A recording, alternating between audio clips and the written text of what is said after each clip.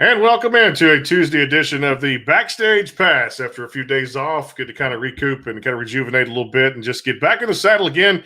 Do what we do best in highlighting the best musicians out there from Nashville and Texas. Brandon Morrell back here, Karen Lee Batten alongside here. And man, I tell you what, I had a chance to go to a show this past weekend. It felt good. And man, I tell you what, I got to see my good friend Ray Benson asleep at the wheel. Perform at the Lutcher Theater in Orange, Texas. If you've never seen those guys live, my God, man, it's about as good as our next guest and our guest today, who's put out this new album called Whiskey and the Dog, available across all the digital platforms out there. If you go to the website, creedfisher.net, you can pre-order now. 3 select songs out there for your listening pleasure, and the rest of it, I can't wait until Friday. As Creed Fisher joins us here on the Backstage Pass presented by Bangtail Whiskey. What's up, Creed? What's going on, buddy? Man, we were just rocking and rolling and pleased to have you here too as well. And thanks again for rescheduling with us this week so we can talk all about this fantastic album. And, hey, you know, people that know you know Odessa, Texas, and know Texas country is just deep in its roots down here. And it traces back to your granddad and your family. We've talked about this on the show for many, many times. I guess let's kind of start at the top here. This album comes out Friday. You guys are already getting great reviews. I mean, 3 songs that are out there are just doing fantastic, and people can pre-order now. Tell me about this project. I know it's got to be months in the making, maybe years. Selection of great songs and a lot of good things with Whiskey and the Dog, right? Yeah, it's a really good album. I've had it finished since about probably, I think, April. So it feels like forever. Yeah, original songs. It's like I said, like you said, you know, it's a little something for everybody. It's traditional country. Mm-hmm.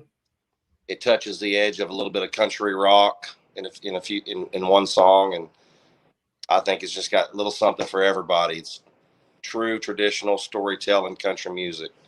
It's so good. Yeah, it is, and I love how you take your own experiences and put them out there, because there's already songs out there that celebrate victories, and then you look at the Battle Scars with Jesus, Haggard, and Jones, which is the 3rd track on there right now that's available for the pre-order that you can listen to now. With the full album comes out Friday. But you got the Battle Scars with that one, and of course, good old US of A, which is we celebrate victories, and of course the sacrifices our military made to let us live in the grand old nation that we do. Talk about, I guess, the writing and kind of the special people you got to work with on this album too, because this is pretty much an album of victories and battle scars. Well, it's an album about all the things I've been through over the years. Some of the songs are 10 years old, when I first got into music, and some of the songs are, written in the process of doing the album. But you have songs like High on the Bottle that I wrote when I was on probation, having to drive back and forth to Fort Worth for alcohol. Mm-hmm. So that's ironic. So you have songs like that I think, that song's kind of my story, High on the Bottle, what it takes to be a country music singer.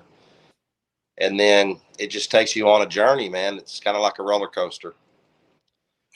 That song, Good Old US of A, is so good. It's so good. And you've been getting such good reviews, and people have been adding it all over to Spotify playlists. And you've got, I think I saw it was, and counting, but 127 million and counting for your songs, which is incredible, dude. That just must feel so rad. Well, it does, man. It's been a long journey. AC/DC was right when they said it's a long way to the top if you want to rock and roll. And rock and roll you do, my friend. Seriously. Yeah. It's been so interesting listening to your music. And I mean, Brandon's done this a whole lot longer than me. But of course, I mean, you listen to lots of people's music over the years. But it's so cool, the diversity that you have, yet you've kept to your roots, whether you're singing country or whether your voice is leaning over into that rock world, which I landed on some of your older rock stuff that I love too. It's so good. You've just stayed so true to what you believe in and what you try and always say. And, I know that in reading some of it, it hasn't always gone so smoothly, if I could put it that way. But yet you got something to say all the time. And not to keep talking, but I feel like you've probably heard it before where people say, you know what I love the most is that you don't give a shit. But that's the last thing that I get when it comes to you. It's that you do care a lot, so much so that you're okay to stand behind everything that you truly believe in. That's just the way I was raised by my grandfather. Mm-hmm. It's just how I am. And I don't know, I don't know why everyone's not like that, but I know that stand by the things that I believe in and the things that I love, and I just let the chips fall where they may. You know, I'm not afraid to say what I feel is true. I think a lot of people these days are afraid to speak up. Yep. But, you know, it's just who I am. I'm not going to sugarcoat things. I'm not going to take the edge off of who I am to please other people. Good for you, man. Good for you. I love it too. And we've had, we've talked to several guys who have that independent side of things, and their music is out there, and either you like it or you don't. And Cody Jenks came on with us last year. We talked to him on the program, and I can tell you just from the latest work he's put out after the great songs, the crowds keep showing up. And I think people love that true authenticity side of the artist, which they don't see often, maybe from time to time, or maybe they do, or certain portions of it. But you pretty much let your work do the talking out there and pretty much leave it out there on your sleeve, man. It's honest stuff. Hey, tell me about sports, because I know last time we talked on the video audio side of things, sports played a huge role in your life at football, and from a young age, I believe the age of 10. And then, of course, you spent some time in the minor leagues for a long time. Sports and music, that's why we do this here. Go hand in hand, and I guess one overlaps to another. How big and influential was sports in your life? Well, I grew up out in Odessa, Texas, which is where, Friday Night Lights is from. So I think that it was just really important out there. I think it was, we didn't have outdoors things to do. We didn't have the lake, the river. We had sports, is pretty much it. And I think out there football is just larger than life. And I grew up, in that environment. And so I think by the time I was in junior high, mid-junior high, I had a love for that I carried, through till I, quit playing when I was 33. How was the transition for you between sport? Because I mean, a lot of people listening to you probably think that you've been doing this your entire life, but from what I read, I don't think that is the truth. So how was that transition between sports and music for you? That's got to be wild. It was painful. It was a time when I was a lot of soul searching about what I was meant to do. Yeah. I'd always had the love for music growing up in Texas, seeing George Strait and all the greats, and I was just at a point where I had a lot of things I needed to say and get out, and so that's kind of how I got started. But it was rough. I mean, that was just a very dark time, in my life. But what doesn't kill you makes you stronger, and you just you keep working and getting better, and if you work hard and the good Lord sees to it, then you'll end up in a spot. Totally. Yeah, go ahead. You're good. I was just going to say, and it all ends up in a song somewhere, right? And you got a ton of those. I write a lot, especially in the younger days when I first got divorced and first quit playing. And I wrote a lot of songs, 200 or 300 songs, and I just think I've just been blessed with the talent to put words to rhyme. I mean, Willie Nelson says 3 quarts in the truth. It's not rocket science what I do. Now, I've learned over the years how to make it the best it can be. I've learned about structuring of a song, songs, and just watching the guys, because this is my 12th album. So that's crazy. It's awesome. Over the years, I've learned a lot, and it's just, to be honest with you, man, it's just not that complicated. Just melodies that I come up with, and it's just poetry put into words, no doubt. And I think you did that, with the previous ones. And I go back, you said this is the 12th album, but we go back as far as Hellraiser. When you first came on the program, we talked about Try to Burn this one. And then I loved what you did with Rock and Roll Man out there too. Maybe I Am, which led off that particular track there. Tell me about, I guess, like you said, putting words out there, letting the audience just kind of feel it. And it's honest music, no doubt about it too. But it had to be fun doing Rock and Roll Man too, and also the Hellraiser album too, right? That was a really cool time, very creative time in my life. I was just really, I think, hitting on all cylinders. Hellraiser's 12 original songs. Probably one of my, if it's hard for me to choose between my albums, but it's one of my favorites because it's got the bluegrass stuff on it, and it's just, I feel like it's kind of when I truly matured fully as a writer. And then with Rock and Roll Man, I really like the vibe behind that album, because what I did was I went and found all these guys that were guys like me who had given their life to music, and it hadn't worked out, to this point. Mm-hmm. For some of them, they're perfectly happy in where they're at. But I said, I'm gonna put this album out because I'm in my 40s. So I did 4 songs from Zach Stokes, my buddy Zach Stokes. Mm-hmm. He's in his early 20s. He was my roommate when I first went to Fort Worth. So it was just me looking through the eyes of the younger generation, and not only that, it was just bringing recognition to these artists that had written these great songs. And I put one of my songs on the end, "Headed for the Big Time," was a song I had written. So it's just kind of a compilation of all of those guys. And it was really cool, to be honest with you, because it kind of set me on a different trajectory for that particular album. Made it a little different, It's a great album. That song, "Maybe I Am," which Brendan was touching on, I love it. And the line goes, "Well, if that makes me an asshole, maybe I am." And I literally I laughed out loud when I listened to that one. I'm like, yes. I'm like, I love it. You're calling real life out, and I love that. Yeah, that's actually my good buddy Brian James' song. And if you haven't heard Brian James, everybody needs to go check him out. He's one of the great songwriters of our times, I think.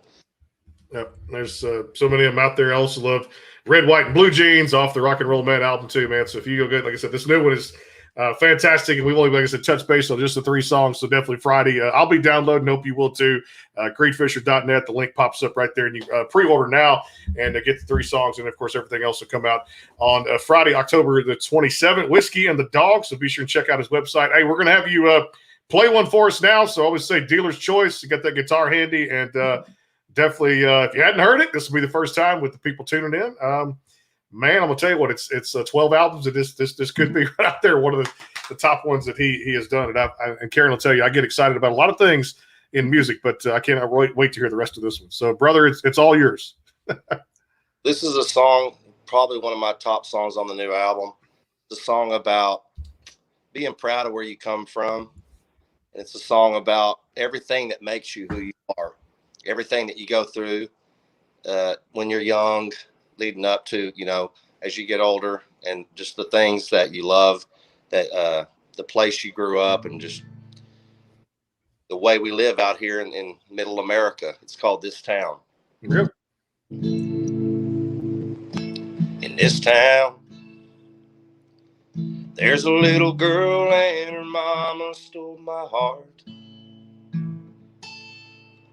Every day when I wake up, I work hard. Gonna do the best I can not to let them down. In this town, there's no dirt road where I wrecked my daddy's truck. And that deer stands where I shot that 12-point buck. I was smiling ear to ear when it went down. Here in this town, we break our backs, we bust our ass, blaring Ring of Fire by Johnny Cash. Way out here, we love that sound. We wave our flags, we push our love old hound dogs and dirty old trucks. We grow what we need from the ground here in this town. In this town,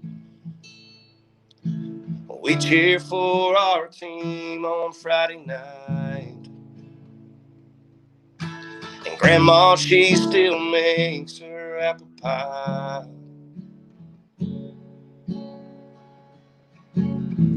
Homemade sweet tea to wash it down. In this town, there's a young man that never made his way back home. There's a gold star hanging on his mama's wall. His picture in that frame's all she's got now here in this town. Break our backs, we bust our ass, blaring ring of fire by Johnny Cash. Way out here, you know we love that sound. We wave our flags, we push our luck, love old down dogs and dirty old trucks. We grow what we need from the ground here in this town. And that silver spoon around here can't be found, not here in this town.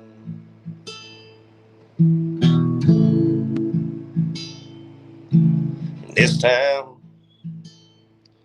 there's no gravestone that reads Granddaddy's name. And since he's been gone, I ain't been the same. Man, I wish he was still around here in this town.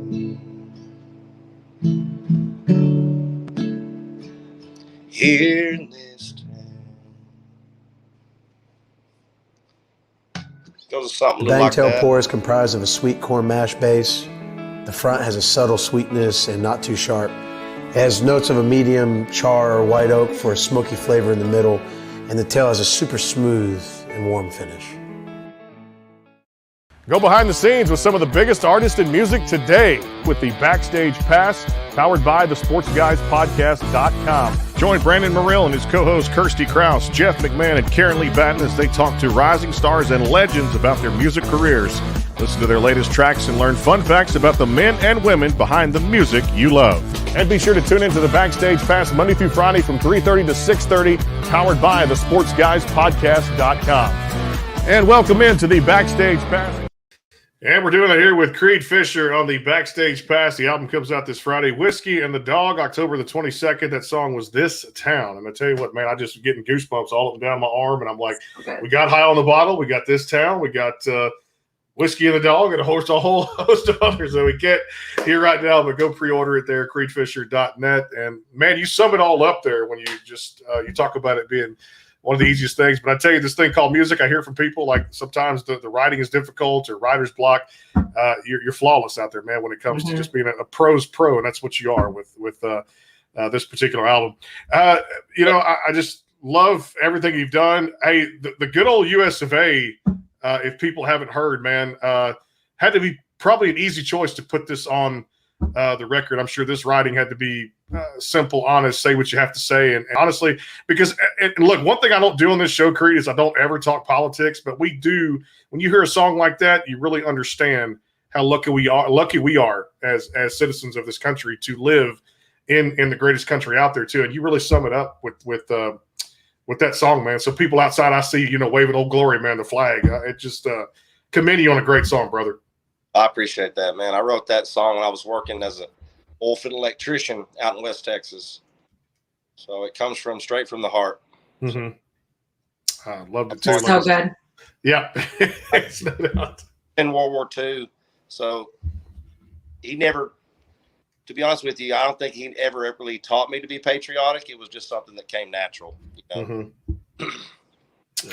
I love that. It's in so many of your songs. And again, like I said before, I mean, you just keep so true to, to your beliefs, and it does pop up a lot how patriotic that you are. And I feel like that about Canada, just to throw it out there, guys. You two might be in the States. Well, yeah, that's true. That's true. I wasn't going to forget that. I just want to let you know, I consider myself as good friends up there, you included. So Can American is what I've said before. I've traveled up there too. So very, very beautiful country. So I'd be remiss if I didn't say that. But yes, you're very proud Canadian. And just the fact the song meant so much to create this album.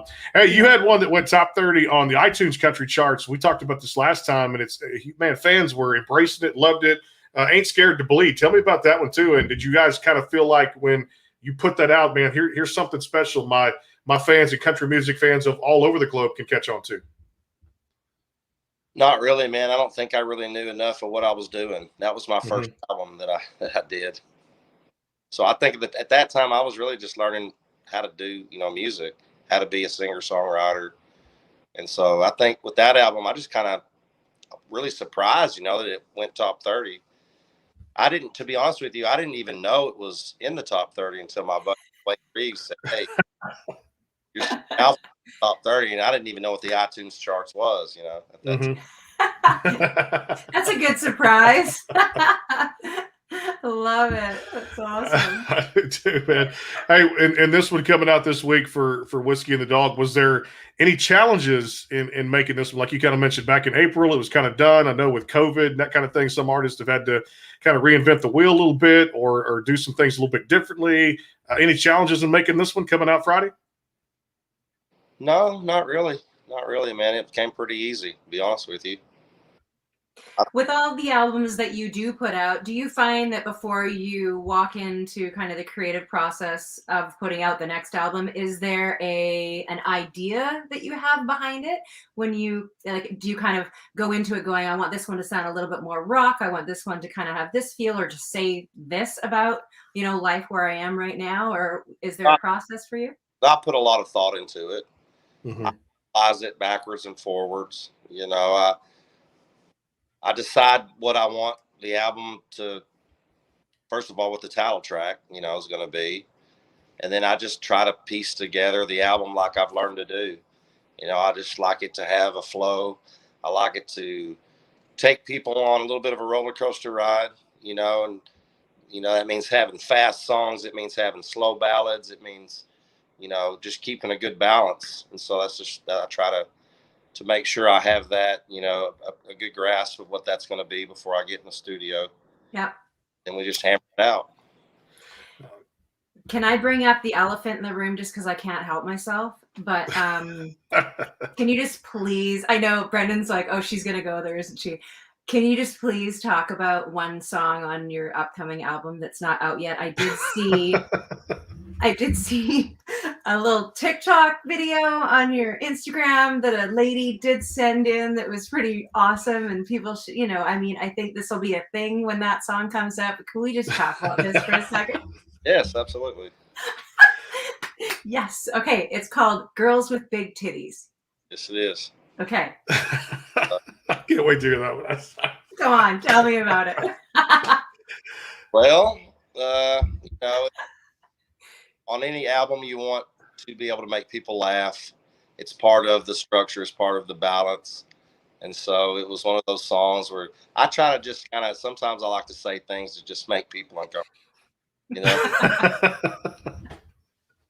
So I think that kind of came from, and, and once, I don't know how sometimes I go off in a certain direction, but once I decided, that was going to be the name of the song, it just came real easy. I love it. I like uncomfortable. That's totally right in my world too. So that's fine for me. And the other one I can't wait to hear is Hankles. Oh my goodness, your dog is like so adorable. His name is Hank, but his nickname is Hankles. Is that right? Yep. Okay. That's awesome. Tell me about Hank. Well, Hank's my American Bully pit that I got back in January, Christmas time, right after Christmas, and was the inspiration for the album. Mm-hmm. Wrote Whiskey and the Dog. We had the ice storm of 2021 here in San Antonio. It hasn't snowed here in 30 years. So, Wow. Yeah. Wow. But so everything was shut down. The electricity was off, and I was here with the Bully Pit and my buddy Mark Jones, and how that song kind of came about. And then once I knew the album was going to be Whiskey and the Dog, I wanted to write another song about specifically Hankles. I love it. I can't wait. That's awesome that he got his own song. That makes me want to write a whiskey. I have whiskey here at my feet. I should write a song about him. I think Dog and Hankles go hand in hand. I think it's kind of the same story. Hankles is after she's already left. Right. Yes. Well, there's another song that you have where you actually said something about that in there. You said something about her leaving, and then Hankel's was like the next line. I can't remember right now. You have so many wicked songs. They are. I got to ask you about this because I know Jason is tuning in. He says, ask him about a Wahoo board. And this is, I guess, where it comes to, it's a board game we played at Fisher Residence. So tell me about this. Man, that goes way back, man. Yeah, that was some heated tournaments in the Fisher.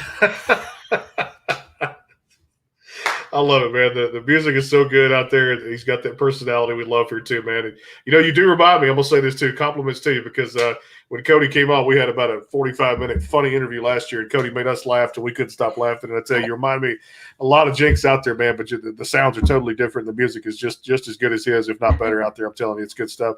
I can't wait to hear Honky Tonk Drinking. And just the title of that one, I'm ready to definitely hear that one. But hey, I'm going to turn the floor over to you. We'll talk about that and a couple other tracks here. So, hey, one more we get to feature here off the new album. Again, it's Whiskey and the Dog coming out this Friday, October 22nd. Pre-order now at creedfisher.net or across all the digital platforms wherever you get your copies or stream out there, brother. So what's up next here? Well, I guess I'll play the song everybody's been wanting to hear. There's a lot of good ones out there. Here we go. All right. Let's do it. Yep. I love sinking a line. I love cracking a beer. I love a good party crowd like the one I got here.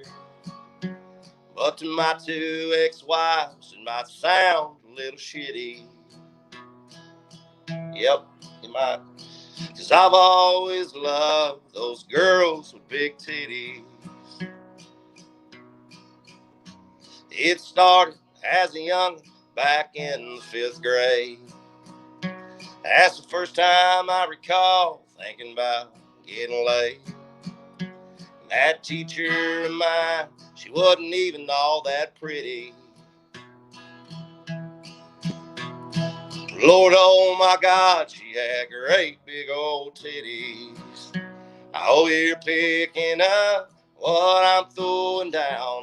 Like my face in between, love 'em fluffy and round. It just ain't the same when they're small, little bitty.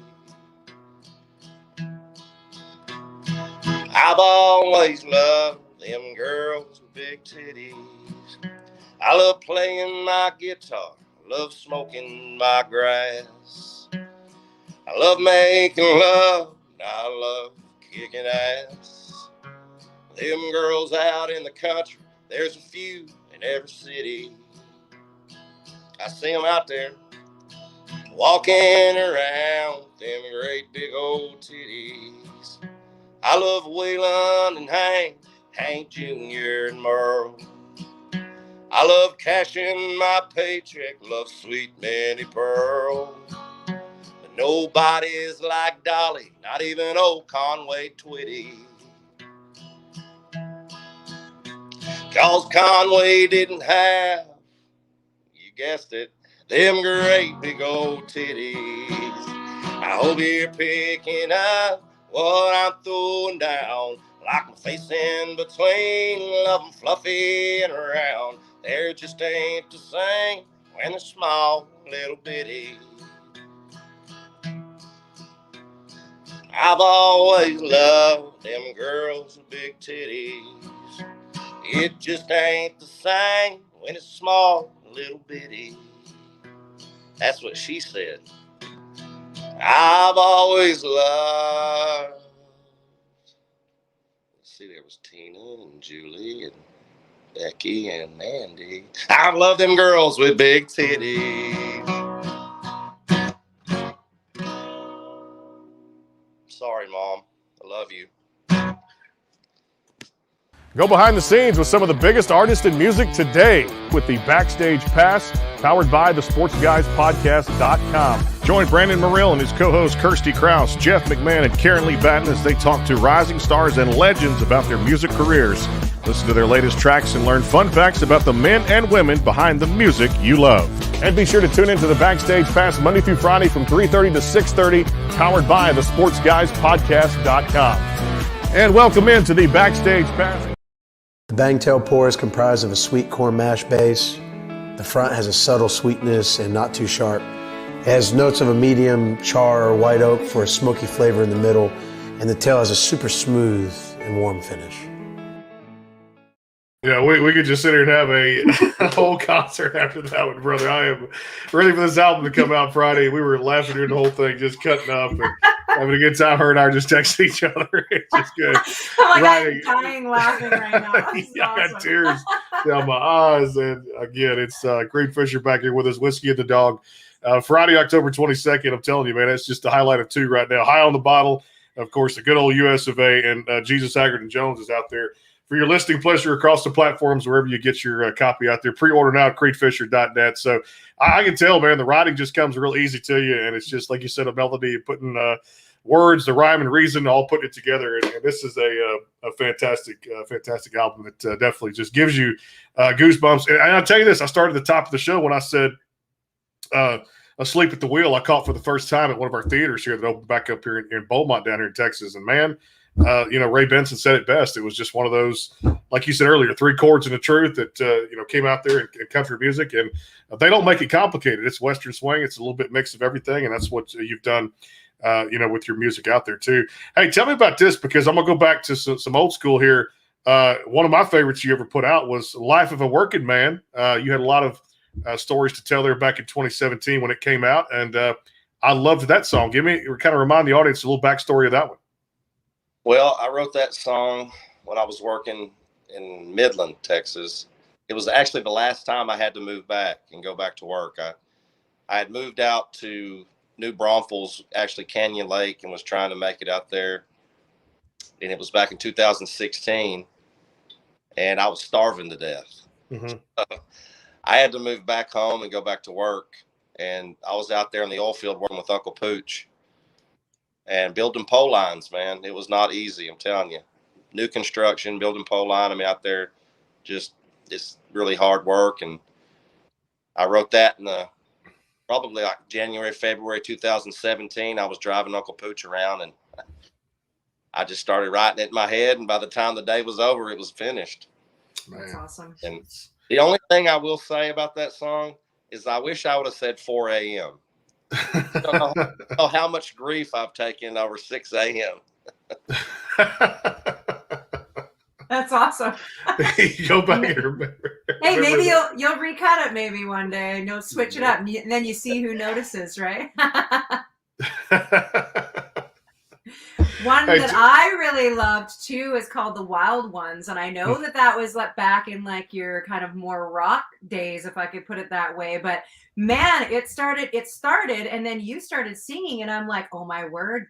Like, I hope I'm okay to say this, but it had like the Metallica sound all over it, and I'm like, I'm loving it. It was so good. How did that come about? Oh, I mean, that's just kind of who I am. I mean, I would describe my band as a rock band, a metal band with a steel guitar player and a fiddle player. Yeah. I mean, I've got another Southern rock album coming. I'm fixing to start working on called Fort Worth. Mm-hmm. Love it. So, but yeah, I mean, that album's really one of a kind. It was done with my band, and it's the only album I have out that was done with my band. That's awesome. Yeah, and it was produced by my guitar player Taz Osterhaus. Mm-hmm.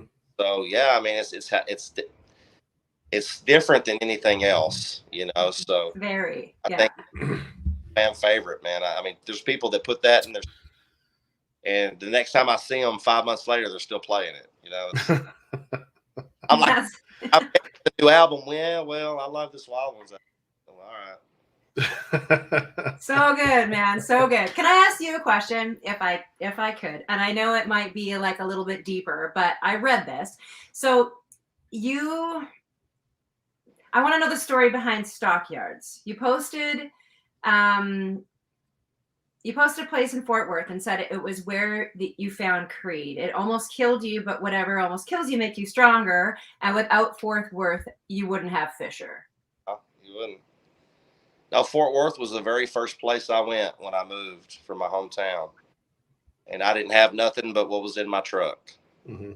And I didn't know how to play the guitar very good, but I was getting better, and it was the first time in my life that I actually had to play, because I was an oil field electrician before that out in Odessa, and there's not a whole lot of venues out there. You might play a little bit, but I was actually having to play for the first time to pay my rent, to eat, to put gas in my tank. And I think it forced me out of my comfort zone, Mm-hmm. and it forced me to do things I wasn't comfortable with, because I needed the money, Mm-hmm. and it made me get out there and push myself.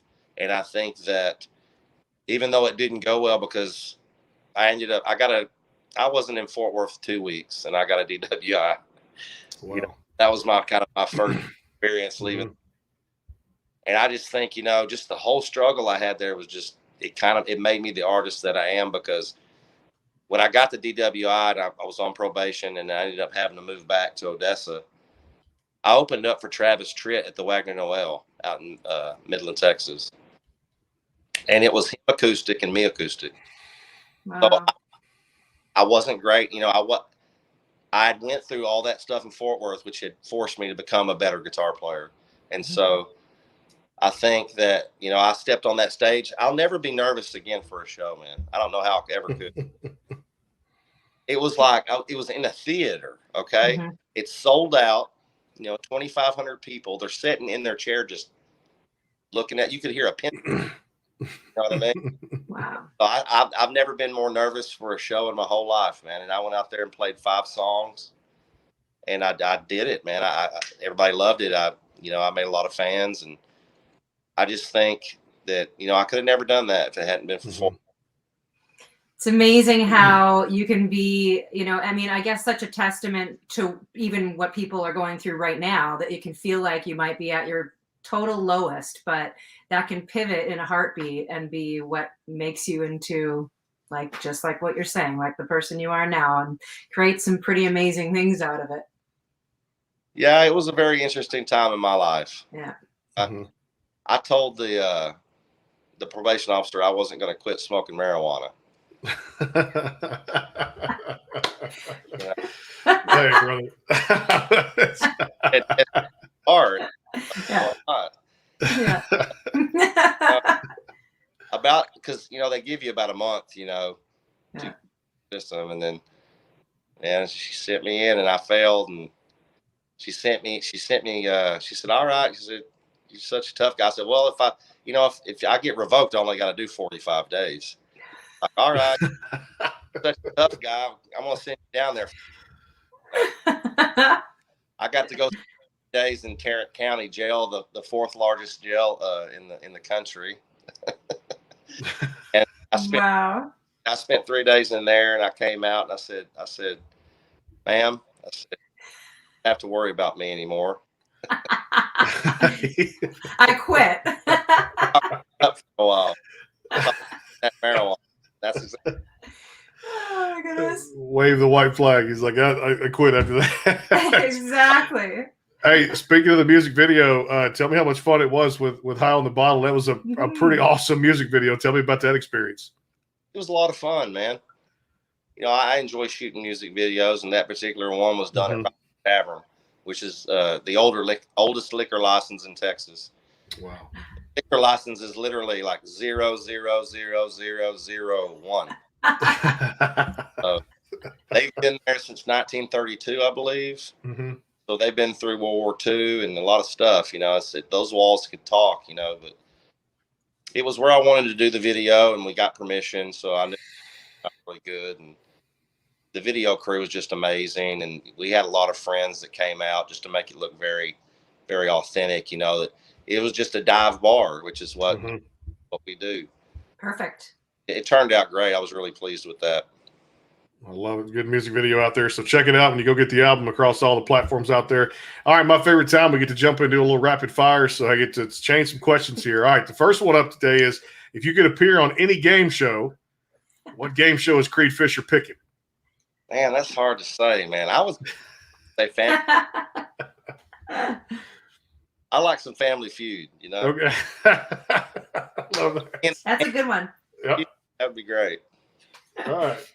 Okay, if you could party anywhere in the world for one night with 4 people of your choice, who would it be and where are you going? With 4 people? Yeah. Dead or alive, I know that sounds terrible, but just your pick.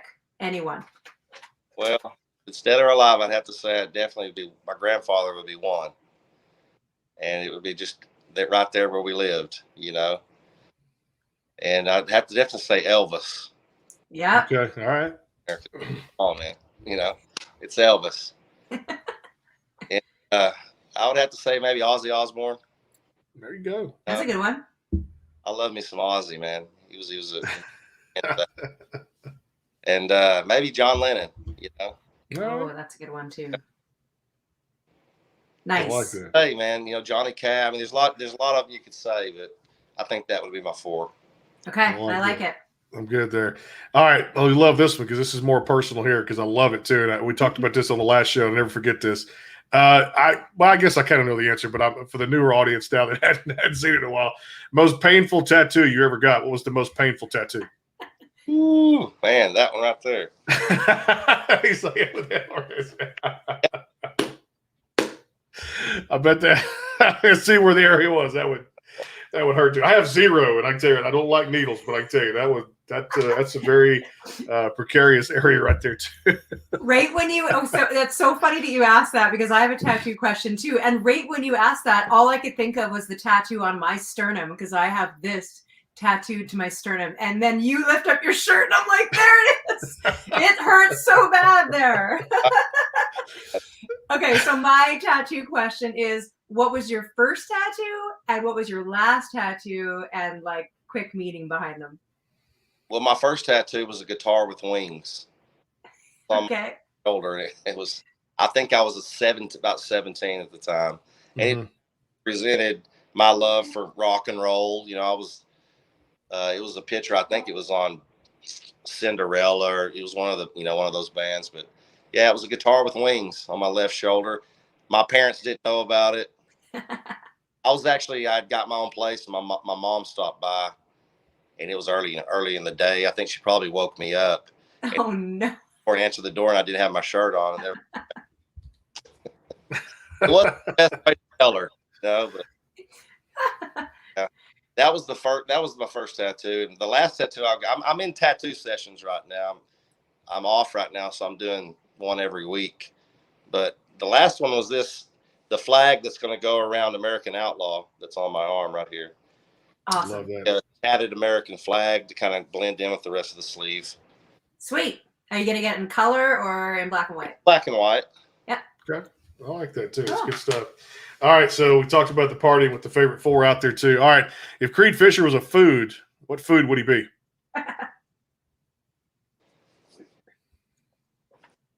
Creed Fisher was a food. What food would he be? Well, he's not sweet. Definitely sour. Probably be chili con queso, man. Hey, we all love us some chili con queso. It's a good way to have fun here. That's just I'm throwing out some new ones today. I told you I'm trying different stuff out there in the standard. All right, what about? I'm gonna let you do the last 2. What about favorite animal? If you were an animal, what would you be? And then what's your favorite animal just overall? If I was an animal, you know what? I'd probably be a dog. Okay. Probably be Hank the dog. Perfect. All right, you got the final 2. So I'm gonna let you go for it. Okay. What job would you get fired on in the first day? Any job. I can see it too, right there. It's just point blank. There it is. Honest to truth, and there he is who he is. I don't. Any job. I love it. And final question: what would you say is your best mic drop moment in life? In life, Sure. I would have to say Whiskey and the Dog. Nice. I like Love it. The mic moment. You know, I've been really working hard the last 10 years. You know, I did got with the label back in July, and I just think it's kind of, I mean, like, I've never had my albums really reviewed before. You know, I've just kind of things on my own and pushed my own way. And I knew at the right time I would find the right people. And that's what happened. I got with Dirt Rock, and I couldn't be happier to be with those. We finally marketed the Creed Fisher album, so I'm excited to see what this is all about. You know what I mean? Good for you, man. We're excited with you. It's such Brother. a good project. So Brother, I appreciate the honesty, the undeniable talent, and just everything. The words speak true. And, you know, it's one of those records that I got, I just smiled at, and I said, man, so glad he's coming back on the show. We get to catch up. This is one of the most authentic albums out there. Whiskey and the Dog, make sure you go get it across all the digital platforms and wherever you stream. Check him out at creedfisher.net. Creed, appreciate the love, man, and always a good time here on the program. We get you on, brother, and always the honesty, and looking forward to doing it again with the new project coming out here hopefully in a few months. And, hey, best of luck with the album going forward. Always appreciate you making time for us, brother. I want to thank both of you, man. I really appreciate the support. It means You got it, man. Appreciate the honesty. And, of course, again, Whiskey and the Dog across all the platforms Friday. Go pre-order now at creedfisher.net. And, of course, we'll check you guys tomorrow on the Backstage Pass. Karen, always good to see you again. And definitely looking forward to more good stuff coming up this week. And, of course, don't forget the great Steve Warner is going to drop by the program. We're talking Christmas music here in just a matter of weeks, it looks like, here on the Backstage Pass. Again, thanks to Bangtail Whiskey. We'll talk to you guys on the show coming up tomorrow. And we'll see you soon. Till then, have a great night. Yeah. bye, everybody.